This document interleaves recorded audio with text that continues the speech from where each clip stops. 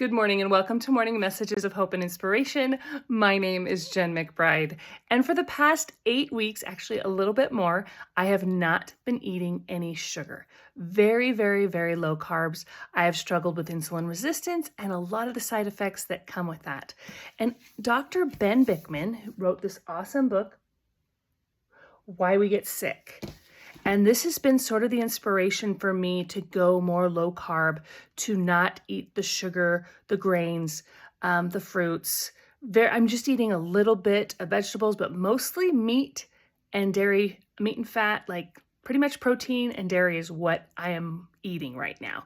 So what are the results? What has happened as I have chosen not to eat sugar? But first of all, this is such a miracle that I have gone 8 weeks without eating sugar. And I want you to know that I really prayed for help. And I believe we can boldly approach the throne of grace and that God will help us. And this has been a witness and a miracle for me to go this long without sugar. I would say I was probably pretty addicted to sugar. I love fruits like apples. Like I could eat a box of apples. I love apples. And I also love a lot of sugary treats like cookies and candies and chocolates and all that.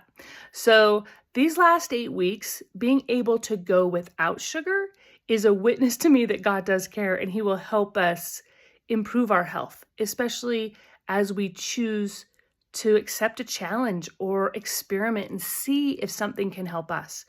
I don't believe there's any one diet that can help everyone because we're all unique. We're all individuals. And for me, I was struggling with insulin resistant type things and my blood sugar was starting to go up high and I couldn't lose weight and I was just really struggling. I'd had 2 surgeries and an injury and so I wasn't as active as I used to be. And this past week, I was able to just go hiking and I was carrying my camera and equipment and it was just easy. It was easier than it's been in so long. So once again, total miracle that I can do way more than I could 2.5, 3 months ago. And I'm just so grateful to God for His tender mercies, for His grace, for His love, for His strength. And I testify He wants to help us with whatever is challenging us in our life. And all of us have unique challenges. And for me, I have been extremely active. I was a PE teacher. I really, these last 10 years, I've began to struggle with my weight. And I think one of the reasons was because of insulin resistance. So what are the results after 8 weeks? Well, I've lost about 4 inches in my midsection. So from my chest and my hips, I've lost about 4 inches all around there. On my extremities, like my biceps or my thighs or places around there, I've lost 1 to 2 inches. And I've lost about 18 pounds, like almost 20 pounds in just 8 weeks. So I think it was about 18 that I've lost. Now, we need to be careful about weight loss and more lifestyle. And I'm very surprised at the ease of going low carb. So when my blood sugar is steady, I'm not craving things that I used to crave. I'm not hangry. My brain fog, I can think more clearly. I'm not as emotional.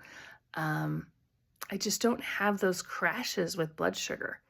Having this nice even keel where I'm just eating the protein and the fat and just very little tiny rises when I'm eating some protein, but not the big spikes as if I was eating a brownie or a cupcake or even fruit can increase our blood sugar quite a bit. So for me, I've been very surprised at how, I don't want to say easy, but because the blood sugar is more even keel, I don't have those weird cravings and it's easy to make food choices, eating meats and some cheese and some fats and avocados. It really tastes good. It's more what I'm craving now. One of the things I'm craving that I haven't had yet is Brussels sprouts, which never in my life did I think I would crave Brussels sprouts. So I don't know what that's about, but I should probably eat some. So I am just so grateful that I have accepted this challenge and I am experimenting. I'm grateful for Dr. Bikman and his research about low carb and helping reverse insulin resistance and the effects it's had on my health. So not only have I lost weight in inches, but also my energy is higher. I am sleeping better. I'm not waking up as much in the night. I I just am more peaceful, and I look in the mirror and I'm like, I remember you. I remember you, because for so long my face had just been so poofy and it's starting to slim down and I'm just starting to feel more like me, if that makes sense. So if you feel to experiment or if you want more information, please check out Why We Get Sick by Dr. Ben Bikman. He also has a lot of podcasts and he can explain more of the science behind how to reverse insulin resistance. And one of the things that really was motivating to me was that he talked about how insulin resistance is sort of this gateway to a lot of diseases, heart disease, cancer, and of course, diabetes. And I wanted to put myself at less risk. I lost my mom when I was 13 to Lou Gehrig's. My dad died of cancer. And I just wanted to do my part, what I could do to reduce the risk for many of these diseases of heart disease, cancer, and diabetes. And also he talks about Alzheimer's and dementia, some of these other things that have affected some of my family members when they were much older.